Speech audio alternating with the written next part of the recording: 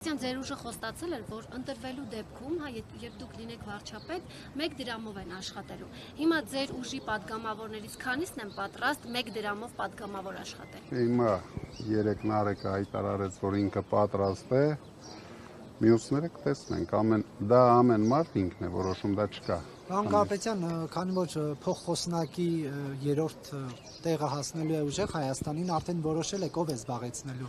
Դա դեռ չենք քննարկել, կքննարկենք, դուք իմանաք։ Բայց կվերցնեք ամեն դեպքում։ Չենք քննարկել, հենց քննարկեցինք։ Այսինքն դեռ քննարկում եք վերցնել չվերցնելու հարցը։ Քննարկում ենք վերցնել Իսկ ինչու, եթե դա օրենքով հասնում է ուժեղ Հայաստանին, ինչու ազգային ժողովի նախագահությունում չունենա։ Տարբեր կարծիքներ կան թիմի մեջ, դա արդեն ժողովրդի հետ կապ չունի, թիմի մեջ տարբեր կարծիքներ։ Դուք հակված եք վերցնել, թե չվերցնելու, ձեր անձնական տեսակետը ո՞րն է։ Իմ անձնական տեսակետը հենց թիմի հետ քննարկեցինք, ձևավորեմ իմ անձնական տեսակետը։